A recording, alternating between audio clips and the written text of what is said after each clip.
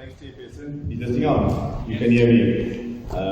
Normally with this thing, I feel like in a British Spears concert or something. I can rather do a dance or an act or something else, but this is much more important. So, I'm going to, ladies and gentlemen, thank you for having us. Before we start, Chair, I'm going to remove the stand here up the face because it's not really nice to talk with this.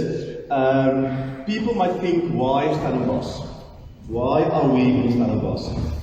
Okay, so first of all, I am responsible for alien invasive species. It's also an protected species, oceans and coast and biosecurity, national coast border compliance, which includes Antarctica, Gulf Islands, Marion Islands, and the Esagalas vessels. You can imagine what a massive portfolio I've got, with limited staff and limited resources. So I'm not working for local government, I'm working for national government, which means my minister is Mr. Anton Bedell, and I'm the head department for against scorpions, which deals with the legislation of NEMA and NEMA, and the alien invasive species regulations with all the compliance around this in the country.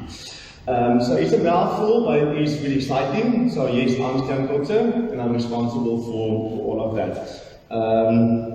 If I go forward, this is my structure. So that means the Minister of Environmental Affairs a few years ago delegated her compliance powers to me. That gave me the role as being the country's competent authority. Now, with the role as a competent authority, there's a lot of responsibilities and powers that's coming with that.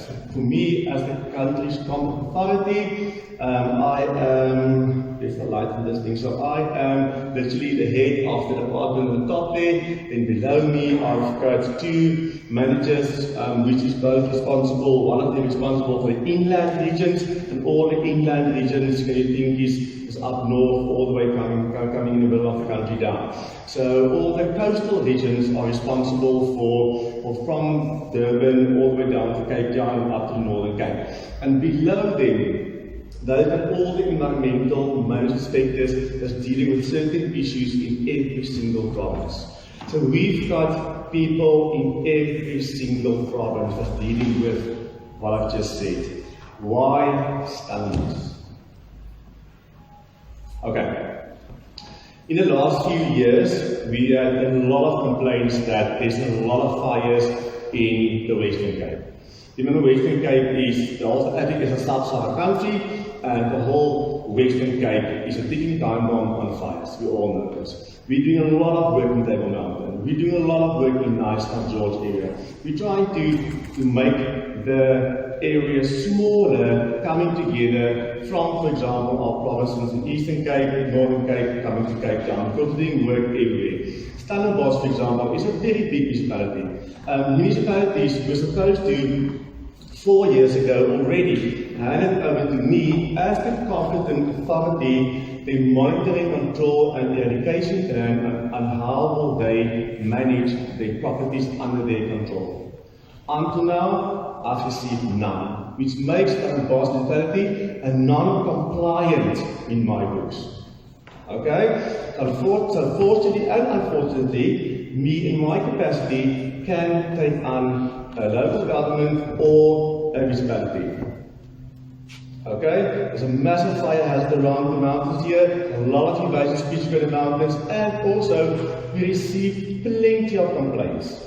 So this is the reason for this. Normally after a forum like this, which will be organized by amazing people like Kay and Mornay, we will do, we call it a joint operation. But we will start now. So now we're telling you the rules and responsibilities. After that, so I come with the carrot now. After this, I'm coming with the stick. So unfortunately, I'm the person, I'm actually a very nice guy, but I'm the person that people are hiding behind the couches and draw the curtains and I'm not home and scared of me because my unit is the police of the environment.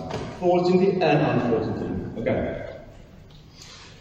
So for last year, if you think of, the capacity that I've had in my department, we've managed to do 1,864 post-border inspections. This is planned inspections, which means, say for example, we go and we select Stellenbosch as an area. We will plan priority areas around Stellenbosch which we know a fire might break out, or we know is bordering one of our national parks, or we know it is an area that might burn in next year. So we select that area. You can't be everywhere all the time. You can't. You just can't. So we select planned post-border inspections. We go to homeowners and do municipal land and do even to our own land and say, guys, you need to start complying to the law. So that means in coastal areas, that's how many inspections we've done. And remember guys, this was in lockdown 5 and 4. My unit did not stop working throughout lockdown 5 and 4. I gave them all a permit, we all worked, and we met our targets. Government employees are not as lazy as you think. Yes, I'll rather by the pool today, but we do work. And believe me, this was my progress I made throughout lockdown 5, which actually is amazing because we don't see it in any other part. Then 100% of our non-compliant cases was elevated to our LACE branch. Okay, this means, say for example, I go to Uncle Pete's yard and we are filing on his property. There's a lot of AIS species. He's a non-compliant customer. He didn't listen first time around. He's not complying. What do we do?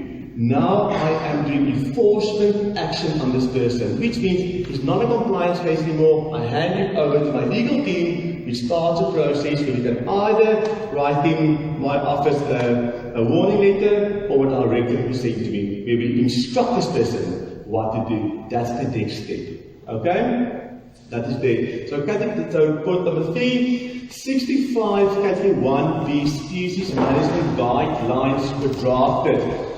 What that means is, you will earlier Debbie said that we as government will help you to eradicate all the 1A species. That is correct. 1B species is with you as a landowner. Either it's your government land, a protected area, a national park, or a normal house owner. A 1B species are your responsibility. However, I decided to get more research from Sanbi and ourselves and our own scientists to say, guys, how can we help? Most people are saying to me, Stiaan, but we don't know. We don't know how to eradicate. What herbicide can we use? What can we do? We want to work. Then we come and say, okay, there's an alternative unit. We'll talk after this. I can't remember specifically how many Category 1B species we've got. Okay, do you know? How many 1B species do we have on a NEPA? A couple of hundred. So every year. 278. 278. Okay. So under 278, we Debbie will win a prize today. I'm going to give you something. So 65 management guidelines were drafted. No guideline that we draft internally. Is a booklet, is something that you could use to help you. If you say to us, guys, we've got this certain species 1B, we need help. Then we've got the pamphlet, or we've got the booklet, or we've got the material that our office sent to Kay, they draft the thing, we can say, okay, there is some information on that species. What does it look like? How do I eradicate it? How do I also translocate the species? Because the last thing I want you guys is to cut off invasive species, load it on your bucket, drive 5 kilometers, dump it on the dump site. That's also wrong.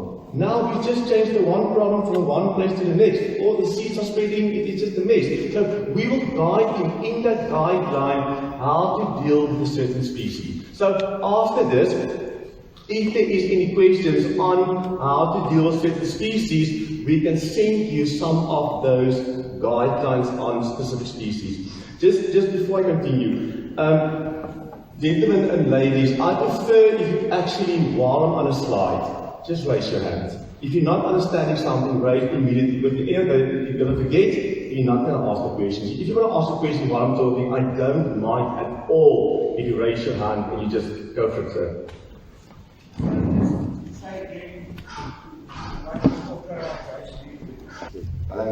There you go. Yeah, thank you, sir. I appreciate your presentation. But please just explain who you are. I don't get that part. Is it Greek Scorpions? Is it authority? So, to get information. Yeah. Okay, so my office will draft this information, what you need, together with somebody on what you need to do in a specific species. So once in a while, we send a number of them. The case office, they will draw up, they use information to draw up a pamphlet or Z phone on how to guide you. If you've got a species in your garden which you don't know how to manage, then ask us. We might have information for you already. So you can get this on the website, some with somebody and some with us. So that is why you will see after the presentation, I even provide my actual mobile number. Take it, use it.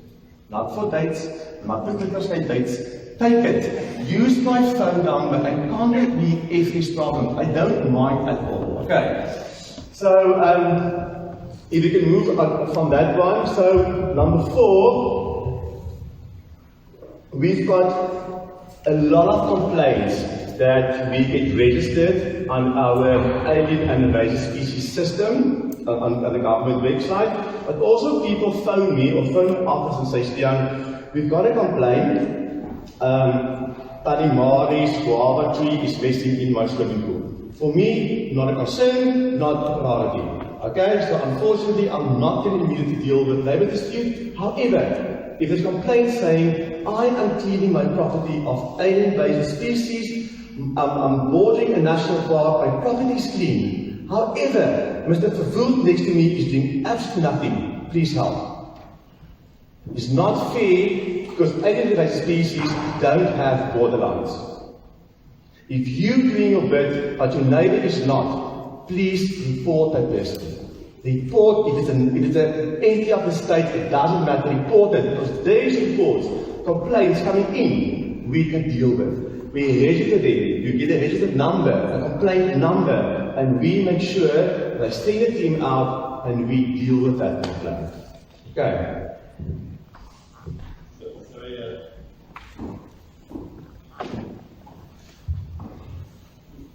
Sorry, under point number 1, I thought I heard you say border post inspection. Post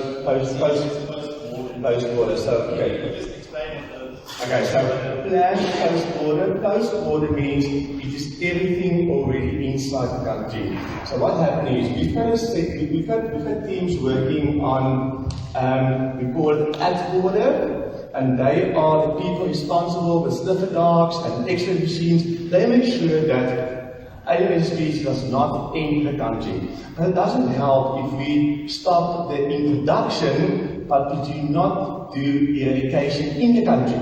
So my job is everything already inside the country. Where there is at border is where they deal with what's coming in. But unfortunately, you can imagine how many border post engines you've got. So with the capacity and with everything we've got, we are now in City Deep, Lanseria and Olodombo, and we will move to Cape Town soon because I mean a scammer is a scammer. They know you are stopping people at the midnight flight KLM in Johannesburg. They just fly to Barbara Bay to Cape Town with the same species. So it's as easy as that. So we're trying to be at borders, but post border stands for inside the country already. Abby? Any other questions on this? Okay. Here we get to the juicy meaty stuff now. What is a landowner's duty in relation to invasive vegetation? Remember, when I speak to a landowner is not just you owing F112 in Fly Street. A landowner is also government. A landowner is also a farm owner. A landowner is also every single person that is living on a property. You might be a tenant for 5 years, you also have responsibilities to that land. So this is where it comes in. A landowner's duties in relation to alien and invasive vegetation. Okay, so for properties of 1 hectare or more, we encourage you to draw up a control plan of how to deal with this. We made a template. We drafted. Where's Louise Stafford? Is Louise here? Okay, so Louise Stafford used to work for South Cape Town Invasive Species Group. Between Louise Stafford and myself, we drafted already such a plan for you to use. You can take that plan. You don't have to spend thousands of rands of going to get a consultant in. Yes, obviously with a bigger property, it might help. But I draw up a plan for you. Take my plan, it's a Word document, remove the stuff you don't need, include your stuff, send it to my office and get approval for your plan. Because also now, if you want to sell your property or get transfer on your property, you've got something from the environment to say, my property is clear of AIS, or I'm managing it, this is my 3-year plan, this is my budget. That helps you. Your property is always more worth without AIS than it is with. Because you're buying somebody else's responsibility. Remember that. And I'm getting there. Any question on that? Can you please just say out your acronyms so that we understand what AIS is? AIS stands for Alien and Invasive Species. I'll say donkey. Sure. Apologies for that. Okay, so also land duties. You have to take steps to control the listed invasive species. Control, obviously, we spoke about earlier, one species, control a species. You need to make sure they are, if they die, you can't plant them again. They can't spread. If they hang over the neighbor's yard, you must cut them down. They're not allowed to spread. To control the whole trend for control or manage a listed species. You have to manage it, it can't spread. And again, like the jacarandas, if they do die, we won't plant them again. Okay, and prevent this from spreading. So this means they are not allowed to spread, not even to your neighbor's gardens. If you have the tree, the beautiful tree standing there, you have it, don't let the seeds come up. You must control it. You need to prevent it from spreading. And take required steps to minimize the harm to biodiversity, meaning just things to river stream or wherever it is harmed to biodiversity, you need to make sure you control it. Yes, sir? My name is I just want to confirm, Stiaan, is there a type of methodology that's being synergized in certain regions where landowners need to make sure that they all apply the same type of alien control to support each other, if I can put it that, in terms of herbicide, type of removal and then. Okay, so when it comes to herbicide, there will talk on that when she's on, but when it comes to, if you see the name legislation and the list, most species are different from different provinces. So remember now, if I'm saying, let's journey back. An alien species is a species that does not belong in the country. An invasive species is an alien species that is causing harm to human health or biodiversity. Right? But that species might also be alien and invasive in Cape Town but living in Gauteng. It's not to say it's only coming from South America, Australia. It might also be alien between the other provinces. And if you have the list, and which we can distribute to the people here, the list, the NEMA list, and the AIS list. You can see there, it will say there, Gauteng, KZN, where they are. So you can see it there. When it comes to herbicide control, maybe you will talk about that now. And that's it. Okay, maybe I need to articulate myself in a different way. I'm talking about specific areas. Let's say, for instance, the South Peninsula. That's a very high-risk type of environment in terms of fire risk and overall AIS. So, do you advocate that all landowners need more or less use the same type of methodology to control the invasive species, or do you leave it to the landowner him or herself? We leave it to the landowner, however. When I ask a landowner to draw up a management plan, what I normally say is, I'm not saying please go and bankrupt yourself and spend 3 million rand of clearing your property. I'm not saying this. I will never expect this. What I'm saying is, price your property. If you know you can get installed or go to the mountain, you know it's a fire hazard. Prioritize when you're in a catchment area where you're drinking of water against the mountain range where it's a fire hazard, or when you're boarding a national park. Those will be on 3 and 2 years are putting a priority on it. So then you can plan forward. Next year, 2 years later, amend your plan and then move forward. But start with those 3 priorities. Makes sense? Thank you. Cool.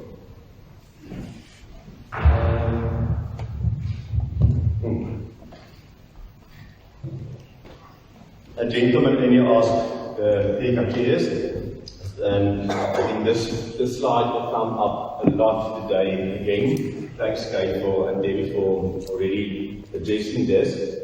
So, colleague, a 1A species is most harmful species and requires immediate action to control. This is normally where government comes and be involved, and we spend about 6 billion rand in a 3-year tax bracket, a 3-year period of taxpayers' money of clearing 1A species. That is normally working for water, working on fire, high altitude people. This is where us are coming involved and helping. Because we're not leaving just people out there. We help. We come and clean. I mean, we've got Colin here today. He'll talk about this. They're busy cleaning, or almost 90% cleared the Berg River. So this is when we get involved and say, listen guys, we need to do something. We've got a water scarcity in South Africa, in Cape Town especially. Let's clean the whole Berg River up. And that is when we're starting to eradicate 1A species, or where it's growing in the area in Karoo, where sheep are dying, or it's bad, or it's spread uncontrollably. This is where government will come and say, we will spend the money,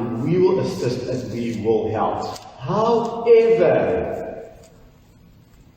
when government comes and helps, they will do one initial clearing, a follow-up clearing, another follow-up clearing. Then it's your responsibility as a landowner to maintain it. You understand that? We will help. 1, 2, 3, you. You know, if I come back 6 months later and Colin Sharp and those things say, Stiaan, these people not complying, then I'm coming on board. And that we don't want. Because now we spend money on the property. So when one day hand over this property to you, I think Colin will help me now. The density is normally 5% or less, or ankle height or lower. And this is now your responsibility as a landowner to maintain it further on. The government can't keep on doing it. There will be initial clearing, 2 follow-ups, your responsibility. Okay, we're clear on that. Okay, category 1B, requirement is to contain or to control pest species. This is when a landowner is responsible to control and maintain them. This is what we said the whole day now. You must be able to maintain your own back garden. Make sure you familiarize yourself. What species do I have? What can I have? What should I replace? And if I have something, yes, category 1B, but it can be there, but it must be managed. You make sure you manage it. If you don't know how to manage it, you contact us. You contact somebody and say, I've got this species. I don't know how to manage it. And we're there to help you. We've got the paperwork, we've got the guidelines, we can help you with that. Okay. Category 2 species, that is permits. After me, our permitting unit will present on the permit section. I'm not going to speak more about that. But category 2 species is where you require a permit to be able to have the species on your property. But I must be honest, if you're calling me and saying, Stiaan, I've got poplar trees standing on my farm and they're in a riverbed or next to a beautiful dam on the border of the Lesotho, and you want a permit, I'm not going to say that. So then it becomes a 1B species. So we also take into account when a category 2 species standing as let's take an example. Some of the species standing in Table Mountain National Park that causes all these fires around Road Memorial were category 2 species. They should actually be removed, shouldn't they? It's a fire hazard. So that is when you step in and say, okay guys, let's decide. Category 2 species, however, is boarding national park or in a national park, water catchment area, fire hazard, please do not permit, please do not approve a permit. It's 4% tax if you want the and must be controlled and managed. Okay. So then, control methods must be appropriate for the listed species and the environment. This is something that is Debbie's department, she will talk about this later. That only means that you need to use the right herbicide, the right way of clearing, because what we've had already is, and I know some of my colleagues from Western Cape government is sitting here. Luckily I've got a very good relationship with them and with Minister Anton Bedell, because what happened is, NEMBA is telling you all, you need to eradicate the species. Then you go and eradicate it, you come with a bulldozer and you take it out. Now you've triggered the activity under NEMA saying you disturb the topsoil. There's no Northern Southern Fynbos. Now you slap another directive on top of that saying, but you disturb the topsoil. So that is what you're saying. Control methods must be appropriate. So if you're doing your control plan, you just make sure that in your control plan, you put in the steps of how to control it so that you don't have a problem where you are now breaching another legislation. So always say, make sure you know before eradicating cleaning. That's very difficult because a lot of landowners say to me, Stiaan, I'm so scared. You come to me and say, I must clean my property, I'm going to clean my property, but then another department comes and gives me a fine or give me a directive saying, I've done it wrong, and it's not like that. Now, they're scared to keep it. So yeah, we need to make sure we know the control methods. Okay, should the landowner not comply with legislation and comply on what they said, then normally we issue them a pre-directive. A pre-directive is something where we'll say to you that you've got a species, you're not listened the first time, it's like a warning letter. Now we're telling you what you have to do. If you still not doing it, we come back in 3 months' time, we issue the directive. And now it's a legal document. Now it's a court case document. And once you receive a directive, there's no turning back. Then the case is going. Then we have, unfortunately, the process going. So we don't even want to get to a space of a pre-directive.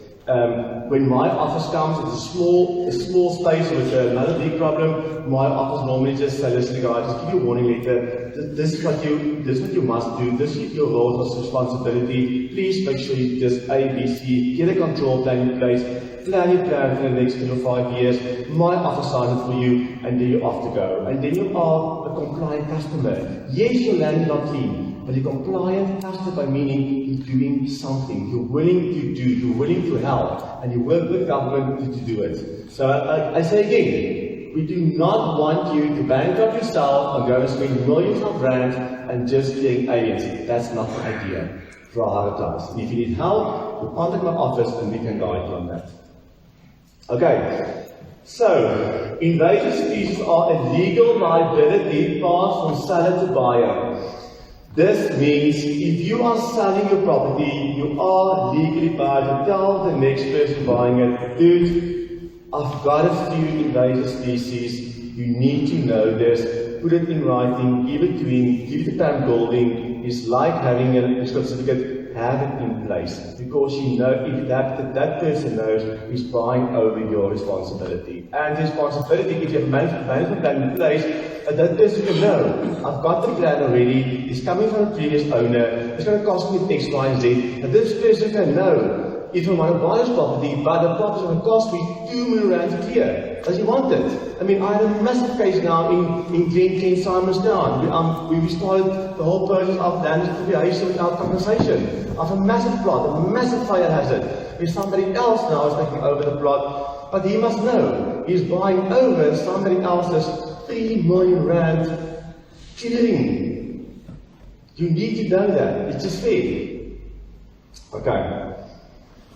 So studies indicate that invasive plants have determined effect on water. So why are invasive plants such a problem? And I think we all living here, we all know this. It's water. Invasive plants reduce water flow and water quality significantly. And I think when Colin Sharp will speak about the Berg River, he can give an example of exactly what I've just said. And already I've caused a loss of 5% of Africans' mean annual rainfall, and this figure can increase many times over as they spread and grow. And that is true. I know our previous class, Guy Preston, had a big picture of over how many years water actually evaporated and been used by, for example, just the Australian plant species in our rivers and catchment areas. Okay, it's also from biodiversity. Invasive species outcompete indigenous species. The indigenous species I'll tell you why I'm stopping here. I've got a little place in Drayton, and we love being there in weekends, and the mountains there are so infested with alien species that nothing else grows under it.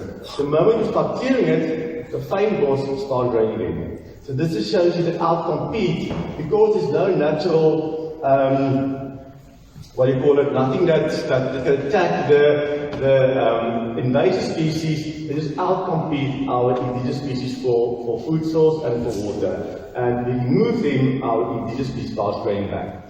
Okay, soil, invasive species modify soil, plant erosion, you all know. And the biggest thing, fires, invasive fauna flora 10 times hotter than fynbos. All these fires that we've had in the Western Cape and Southern Cape has been fueled by alien and invasive species. We all know fynbos needs to burn. We know that. But most of these have been fueled by alien species that burn 10 times hotter, 10 times higher, and just spread it with. So, what if you, as a landowner, fail to comply with the legislation? This is quite a mouthful. I want to read you this because this is coming straight out of the legislation. But I'm going to say something else. A lot of farmers always ask me, especially farmers, because they've got big land and big areas to clear. They normally say to me, Stiaan, listen, I didn't know, or I don't know, or I've got no idea. Then it's just after 8 years doing the job, I got to a point where I need to start being clever. And I said to some farmers, you know what, if you go into a doctor and you are sitting by your doctor and you've got a problem, but you lose your foot, you'll be angry. He said, yes. I said, why? He said, because the doctor should know the rules. I said, exactly. If you've got a farmer, or you've got a nursery, or you've got a pet shop, you should know the rules of the law.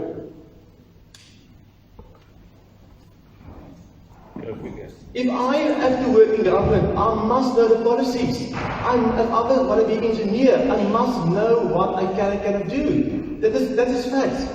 There's no excuse anymore for I didn't know. No. This is why we're having these forums, and after these forums, I want people to contact Stiaan.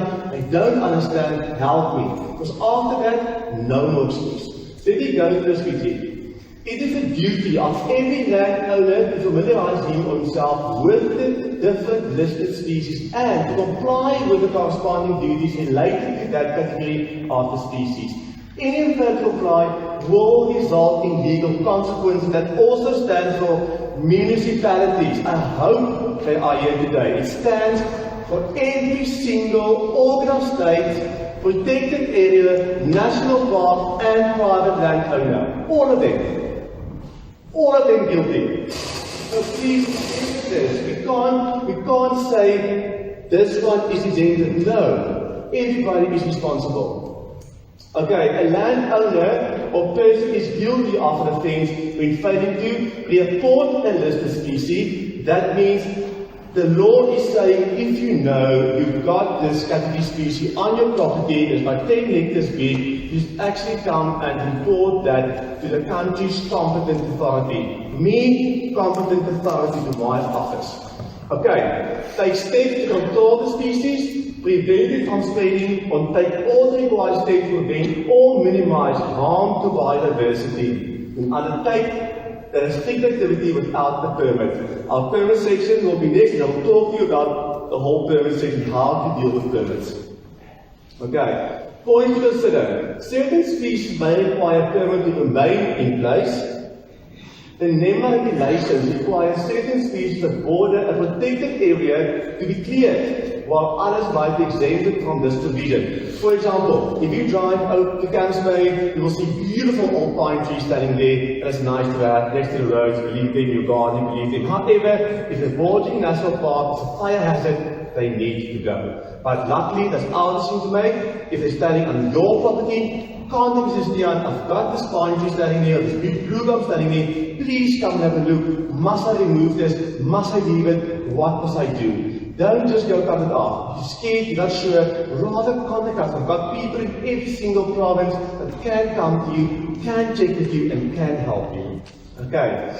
There are many indigenous and non-invasive annual species that can be planted instead of the invasive. And contact your local nursery for ideas. And if you go to your local nursery and they do have invasive species there or alien, please contact us. Let us know. And that's me. So people, please take my details. So there's my landline number to my office. There's my mobile number. Unfortunately, I didn't put my email address on here, but it's Kotze at environment.gov.za. I do not mind if anybody contacts me on my mobile number, no problem whatsoever. So if you have any concerns or want to send me paperwork or send me ideas, please let me know. Sir. Stiaan, thanks. My name is Overrod. Yes. I want to know a simple example along Clarence Drive or Jackson's and Roy France are absolutely exploding now. Obviously, there's a massive problem and limited resources, so we don't expect teams to come running every time an invasive tree pops up somewhere. But where do we report it? How do we find out how resources are being allocated to know, say, the team will get there in a year's time or 2 years' time? Where do we get that information? Is it private land? I think it's parkland, I think it's Kogelberg. Kogelberg. Yeah. Okay. Do me a favor now. Take my details and make contact with me. Cool. Okay. Yeah, thanks. Any other questions for me? Any questions? I will be around the whole day, so if I must come up again, I will. But if any questions, don't leave here today and not sure. Please, I want people to know what is the rules of analysis. There was a question there. And then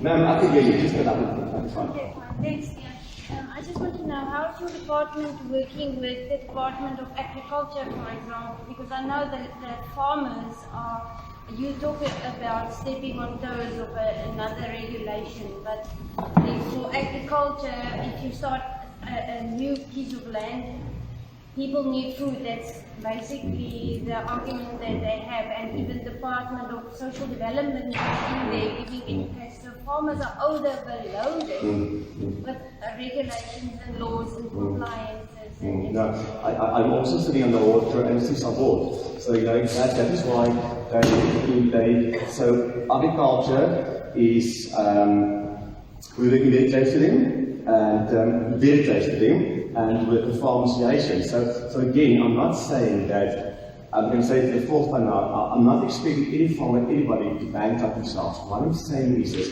acknowledge we've got a problem, acknowledge we need to do something about this, and put a management plan in place because you need to be compliant. This is unfortunately the law, but to be compliant, if you say, I've got a management plan in place of how I'm going to manage my property for the next 3 to 5 years. I've got a small budget, I can do this. If you can't manage this, then you must come and say, listen, working for water, can you help us?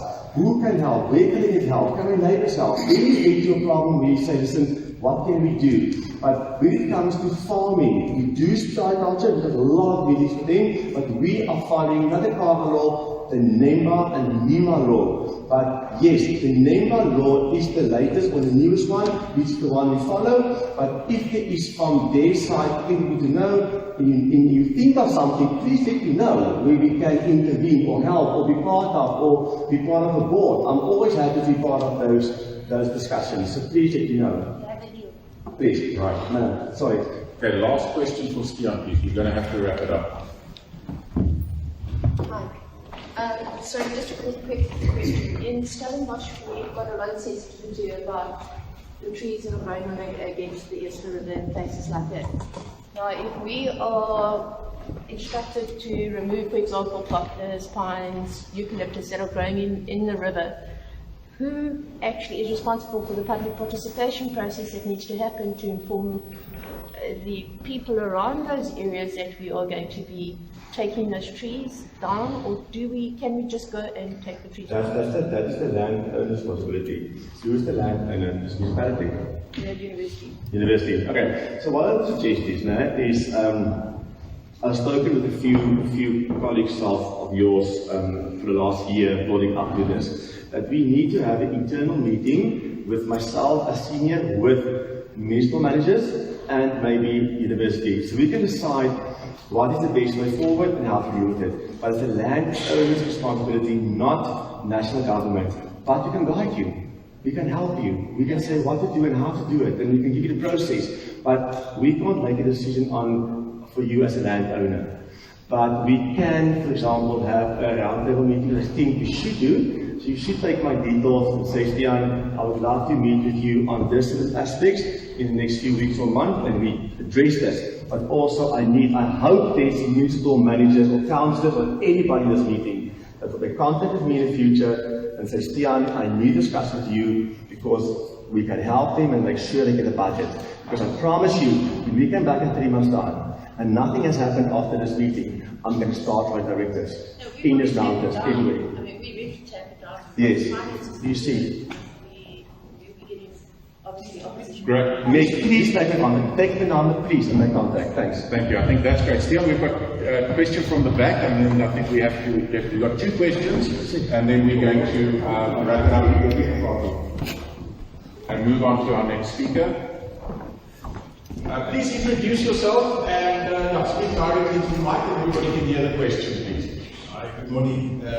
My name is Kotze. I'm an environmental planner at Stiaan Municipality. Stiaan, thank you. Thank you also for the opportunity to engage with you. Maybe just on a point of clarity, in your opening, you said that you've got no management plans on record for Stellenbosch. As I say, just for a point of clarity, in reaction to the relevant legislation, Stellenbosch Municipality compiled an invasive alien management plan in 2017, which was approved by council and sent to your department. The latest communication that I've got is it was also again sent to you as late as last year. Also, I was sent to my office. There's a lot of things that stop. No, so literally we can maybe talk about this briefly. But it's just a little bit confusing for us that you don't have. It's long now, so thank you. If it's time to stop now, they were still sitting for us. Yeah. So the communication end of last year was to also inform your department that we are during 2022 we're going to review our 2017 report. So it's just a little bit confusing that thank you. And please make contact with me. We can discuss further as the way forward and what the guys have done so far and about to do. So thank you. You can sort these little leagues out. We had another question on that last one, or was that? Yeah. Oh, fantastic. All right. Stiaan. Stiaan. Last one, sir.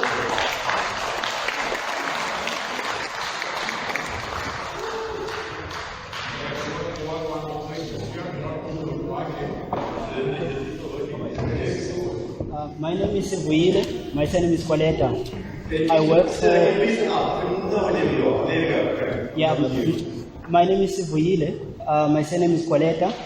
I've also picked up the same information, because we also did supply our management plan. It's just a comment. But the last question is, I'm looking forward to help us in terms of getting the public education through, because we're waiting for that. The question was a comment. It's just a comment. Thank you once again, Stiaan. So I think Stiaan knows a little bit more, basically because it's allowing us to be here, so it's quite an important guy. But it's very important in terms of understanding the processes, and that's what we really are here for today.